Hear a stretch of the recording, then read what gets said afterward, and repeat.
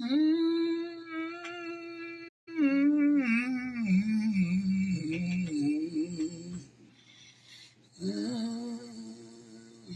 hello, peace, and all those other great things. Baragani, still say that too. It's Swahili. I know y'all heard me drop a lesson on here yesterday about hip hop. I had quite a few responses on it about Chicago hip hop. You see what I'm saying? And the street nations, or what you call the gangs involved in it. And I had a couple of people that like, oh man, what you talking about? Yeah, I was there. So it's a real conversation. You see what I'm saying? We have to talk for real. We have to have our spirituality intact. I hope everybody's spiritually intact today. Spiritually intact.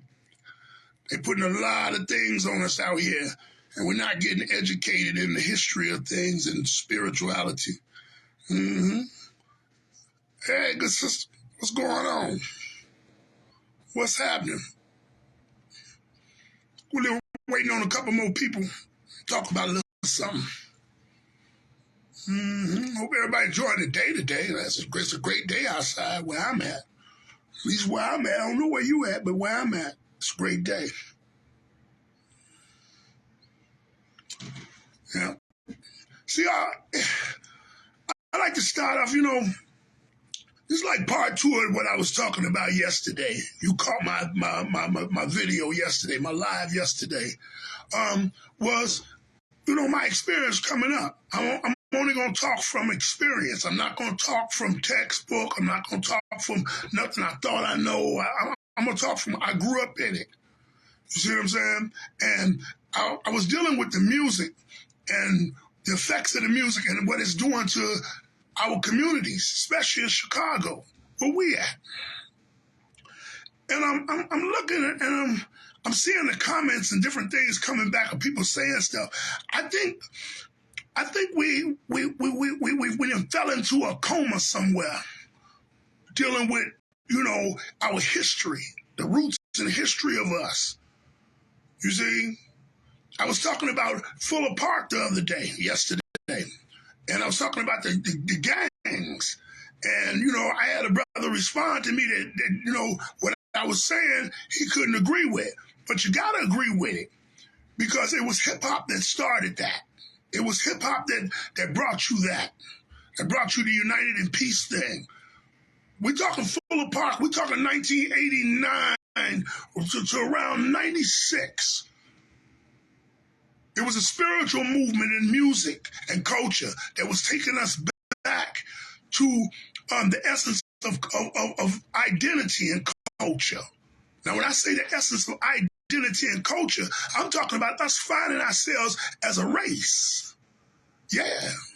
See, this is why we're struggling to get a hip-hop museum, because even the real folk that do the hip-hop museum, they don't talk like this because they don't see it like this. They only see the music, they see the records, they see the money. We don't talk the spiritual change. Remember, this culture came right after civil rights. Now you say, well, that was in New York City. No, it was here in the Midwest too. And it was in other places like California. It spread. It's a spirit. Every 20 years, the spirit changes. It evolves. Those that control the evolution of it take it to where they need to go. If it goes to light or it goes to dark. If y'all follow me, those that understand spirituality, follow me. If somebody guides it, they can either take it into the darkest side or they can take it to the lightest side. The money forces us to take it to the darker side because those that control the money are on the dark side. So the culture gets distorted. You see, recently they came up with some things about Africa Bambaataa. Now, I've been knowing him for at least 35 plus years. At least. I don't know him for that. I don't know none of that. What I do know is the Universal Zulu Nation. And I know that we created the culture. Now people say, wait a minute, y'all created the culture. Yeah, we created the culture. We put it all together to make it a culture because that was just a musical part of it. You can talk Disco King, Mario and them in New York City and all the DJs. I hear all that argument with them, but that was just a musical component and part of the dance component. And like I was telling you yesterday, the gangs got involved in it. The gangs in the New York City got involved in it. That's how the Latinos or the Spanish came into it. Now you just have to do history to see these things. It was the Zulu Nation that gave you culture. They gave you the power of the culture by putting it together in elements. We described and defined the elements. DJing, MCing, even how it's spelled. B-boying and B-girling. Graffiti. And the fifth element, the knowledge. Culture and the understanding of all of them. We defined that. And we took it all over the world. And in every major part of the United States where we exist, in communities that are underprivileged, I like to call them underprivileged. I don't like to say oppressed or like I would say, what was another word? Poverty-stricken. I like to say those communities, underprivileged, rose. And everywhere we go with it, we create community. We create a community inside of the community, a base. And that base is built off a culture called hip-hop. Yeah. I ain't talking about what you're doing right now today. That's not hip-hop. That's rap. Recording artists pretending. That's what that is. Don't get it wrong. We're talking about hip-hop, a spirit. Now, I'm only here talking about hip-hop because I usually talk about herbs, but I have to talk about hip-hop because that's the root and foundation. And I'm from the hip-hop generation. If you 60, I'm going to say from, let me call those that can recall the memory book. I'm going to say from age 35 to about 65, what I would say is the hip-hop generation that did hip-hop, that saw hip-hop, that listened to what they call hip-hop or rap music in the 90s, the 80s, and the 70s, who grew up in a culture like that, who experienced that in dancing, who experienced that in art, who experienced that in technology. Those that can recall that when the art form meant something, when you had to put some thought into it, or let's take one of the principles of the Nguzo Saba from Kwanzaa, and let's say we had to put some kawumba in it, meaning some creativity in it. The Zulu Nation was created out of that. It was created out of the gangs. It was first called the organization because it protected the parties. It made sure that your gang didn't come to the party and start nothing. And we didn't have to fight nobody if we didn't have to. That was not the motive. We were equipped to do it and do it well. But that wasn't the motive. The motive was pull, peace, unity, and love. This was what was promoted at the parties in the spirit. I'm talking about his true spirit. This is Sunday, so we're gonna have a little church about hip-hop. In its true spirit. Not in the spirit that the industry took us in. We're going to say its true spirit. When the nation was created, it was the almighty Zulu Nation first. We still had the mighty with us. By 1990, it formed into the universal Zulu Nation because we had saw the recognition of all the tribes of us across the planet, so-called Earth. Yeah, we everywhere, in every country. And from my travels, here's something deep. From my travels, everywhere I went, from Brazil to Colombia to anywhere we went, anywhere, we always found Rasta heading the nation some kind of way. I remember being in Japan in 2006, and they said the Zulu King, they kept saying Zulu King Tone Blast. I said, Tone Blast? He said, yeah, he from here, but he been in Japan a long time. He teach martial arts and English. I said, wow, I'd like to meet him. When I met him, a Rasta. Wow. And then I listened to that psalm, that 151 psalm, when it says, play unto ye with all instruments and loud voices. Play unto the Most High. I was in Colombia, running to Ras in Colombia. Very powerful young Ras, holding it together. He's still holding it together. Peace to my Colombian family. That in Bogota and in Medellin. Because this spirit, this is a spirit we're talking about, hip-hop. No, I don't know what y'all, there's the rap industry. It was corrupted. See, nobody tells a story about in 1990 how the spirit changed because all the record companies got together. There was a meeting, a secret meeting that they had. And some spooky people, some of the dark forces came in there. See, and that's going to be some of our things we're going to be really talking about because the dark force exists. Some of y'all like to call it Satan and Lucifer. And we're going to talk about all of that, later. But that dark force came in, its entities came into the room. And they told them that they had to change. And they combined all the record companies together into conglomerates. Listen to that word, conglomerates. They had to defeat the frequency that was coming through in that time period, through that vortex. Groups like Public Enemy, the X-Clan. Y'all remember that? Lakim Shabazz. Queen Latifah was on the set then. You see what I'm saying? The female artist. The X-Clan had a female artist called Queen Mother Rage. And Isis. Oh, yeah. This was the image of the woman, the strong, not this masculine image they pushing on you now with the city girl, masculine whole image, not that. I'm talking about strong women, and they knew the family. And like I said, we was starting to get away from using the word nigger. We were starting to get away from calling ourselves that. Yeah, I'm talking about right around 1988. We was getting away from that, man.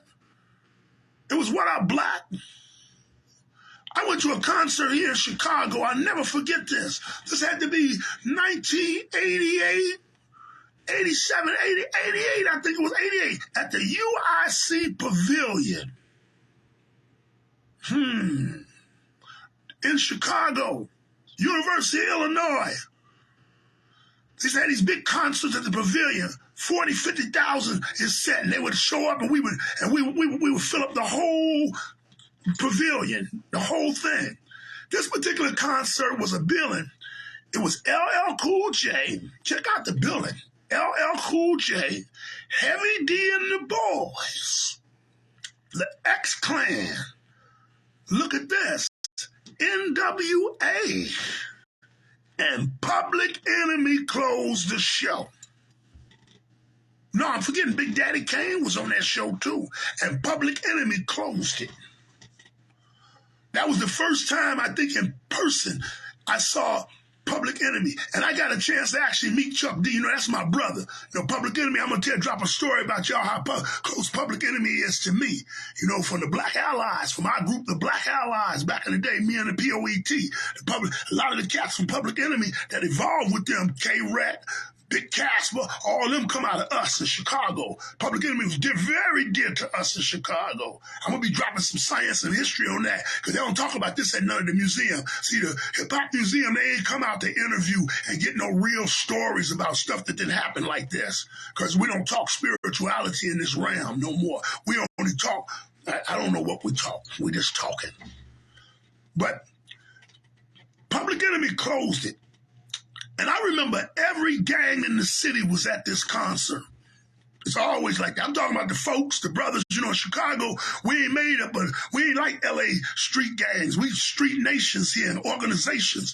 And when we have concerts or when we have things, it's broken up and it's divided into the folks and the brothers. Those that know what I'm talking about, show some love. Y'all know what I'm talking about. It's divided into the folks and the brothers. You see what I'm saying? The peoples, actually, as they would call it. The peoples. So the folks and the people was there. That means all the GDs, the BDs, the this, the that, that go under the 6-point star, all the vice lords, the stones, the this, the that, that go under the 5-point star was there. But here was something strange. And it was strange because when we're talking about it in this time right now, that's why it's strange. Everybody had on a black medallion with the map of Africa.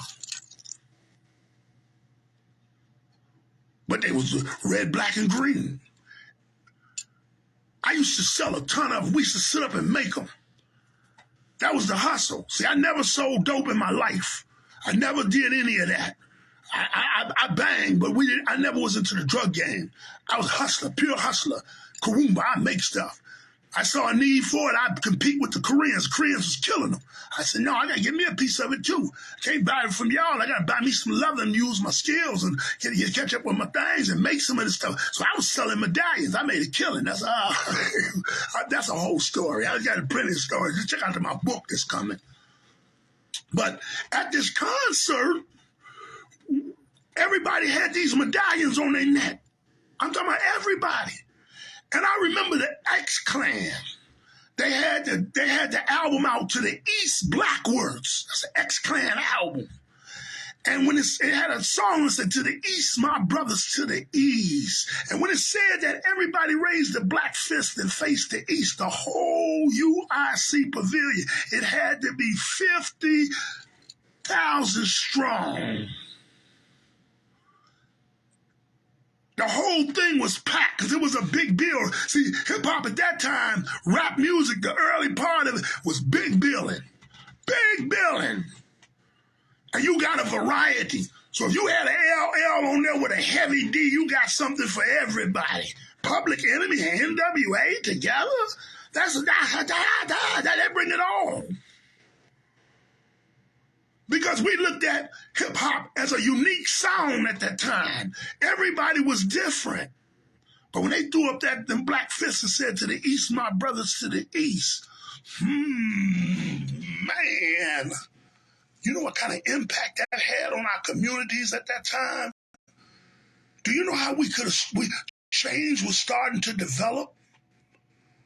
See, we're not talking the spirituality of things. Change was starting to develop when these things were happening like that.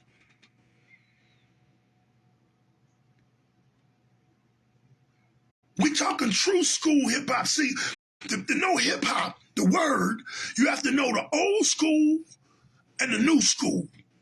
Because you take both of them and make the true school. And if the history's not told, then we don't know how to evolutionize it. That's what you see happening right now. Nobody's teaching the history of it. Nobody's preserving the right. The Universal Zulu Nation preserves the right. And peace to all my Zulu fam out there that do the work and preserve the right. Peace to y'all. Link up. Link the whole world up. Because hip-hop was creating communities. See, it got a bad name right now because the industry took it and bastardized it. You see? Like Big G2 said, look like she walking the stroll. You see what I'm saying?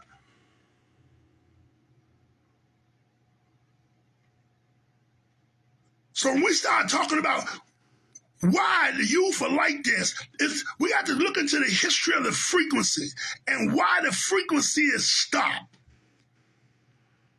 Why was this frequency changed up in 1989? We went from fighting to power to, I ain't gonna even say the NWA fuck the police word. I'm gonna talk about gangster. The original records. See, we like to follow NWA F the police. That's true, but a lot of that had to do with dope too. And a lot of that had to do with young men who have not developed yet. See, it take a young man up to 25 years old to get it right, to get his brain right, to have that developed brain. Some of us get maybe develop a little earlier because how we were raised and things that we had to go through. But most of them, by 25, 30, they catch up if they live long enough in this day.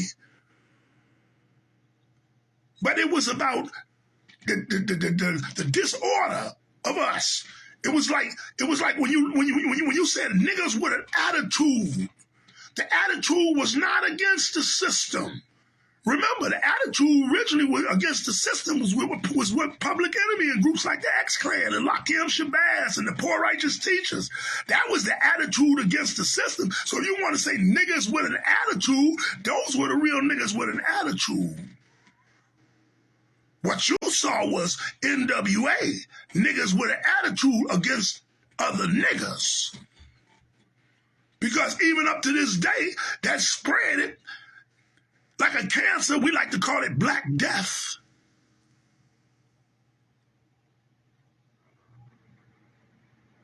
To where you don't hear records made about killing white people.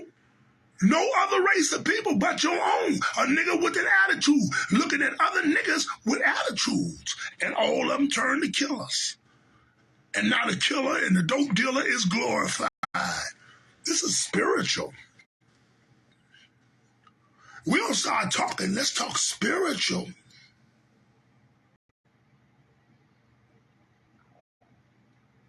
Because I don't think many times we have these conversations spiritually. In the world we live in, all of that's blocked.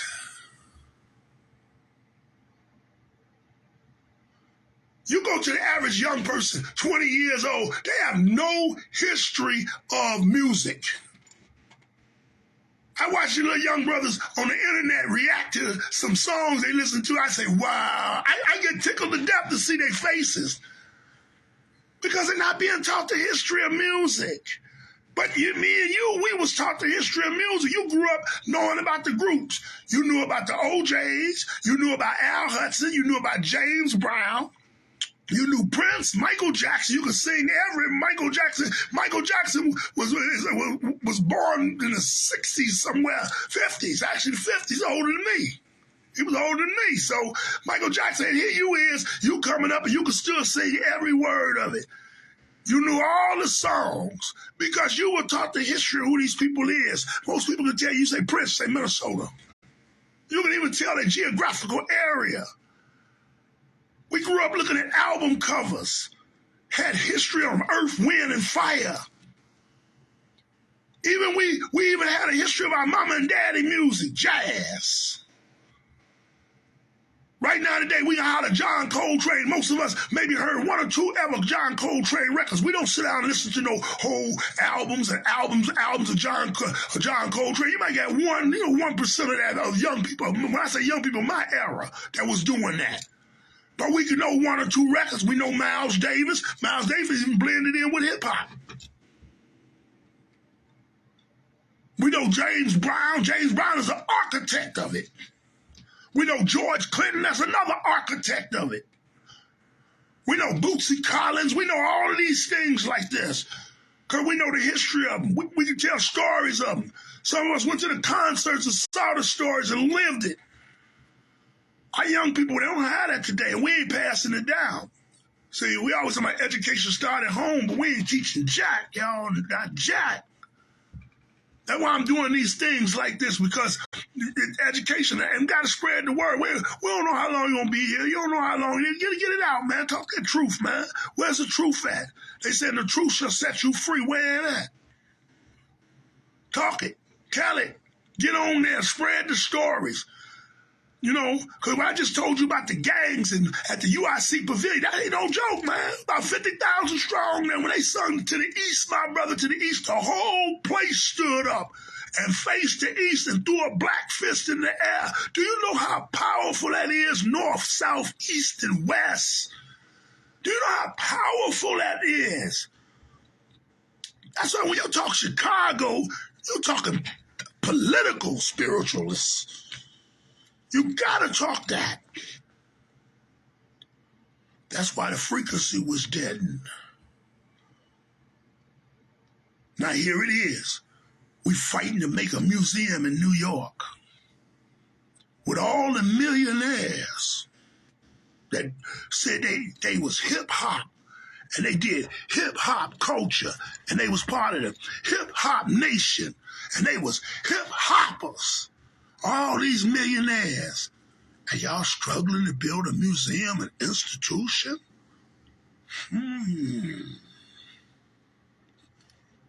Arsenio Hall used to say things that make you say, We run around telling me we building schools. Where they at? We need millions of dollars to build schools. No, you don't. Where they at? Where they at? See?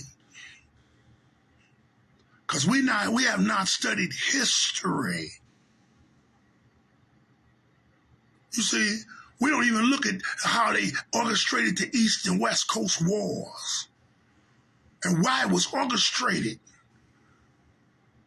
And that's not a new technique, that's old, because East always is versus West, and West is always versus East. Go back to ancient Kemet and you'll see it.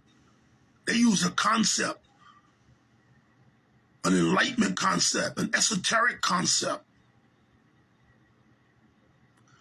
Hip-hop was a spirit that came and gave us deliverance and to guide us into something. That's why they tainted it. That's why the meeting took place. And there's been several other meetings since then to keep black distribution from ever happening, to keep record companies from coming together. Why you think you don't see Puffy and all them together like that? Everybody fighting each other. Go to the East Coast, West Coast war. Look at the division, the divide and conquer that was done. All this is done, spirituality, through what they call the dollar bill, the money.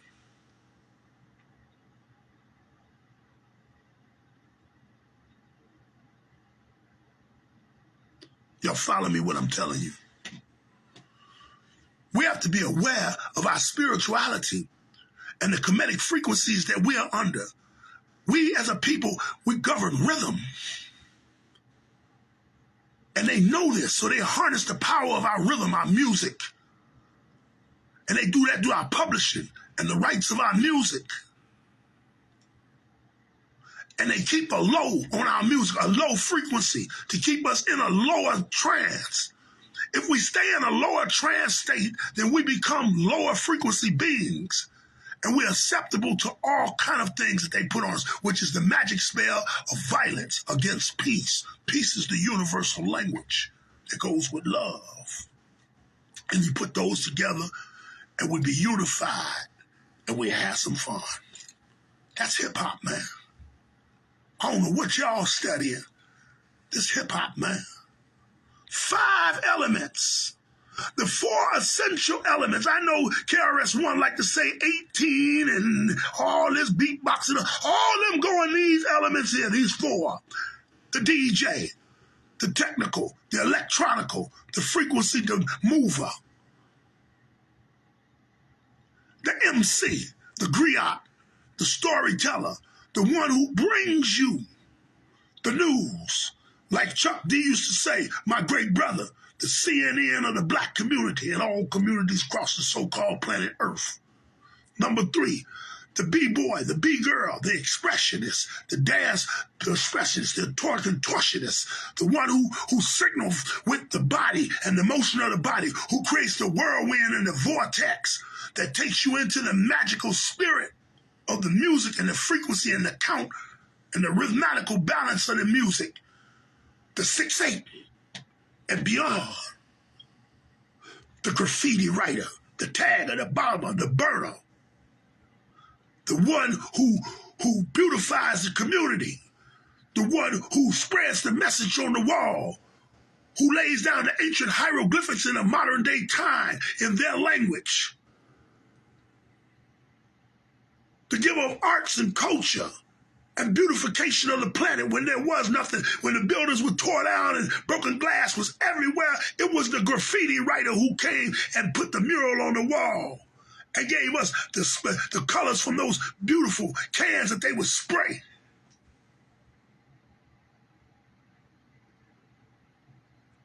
And that last element The fifth element, knowledge, culture, and overstanding. Meaning that this is the true culture. The five elements and everything that spills from those five elements is hip hop. Knowledge. Knowledge is the knowledge of self. We were taught to put the knowledge in the music. We were taught this. We were taught to put our culture in the music. If you were from Japan, you put Japanese in the music. If you're from China, you put your Chinese sounds in the music. If you're from South America, you put South American sounds so that you can identify with your spiritual DNA of rhythm. The fifth element, overstanding, meaning overstanding the peace, unity, and love, and the pursuit of happiness. And life at its greatest and its highest balance on the planet so-called Earth. This is the spirit of hip-hop.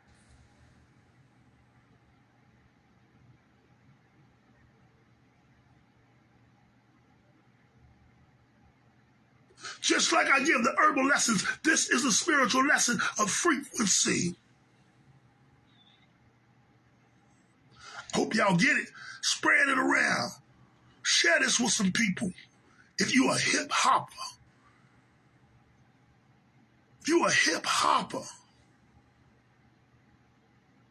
follow me on Instagram too, man. At ancient_mystic_Inc.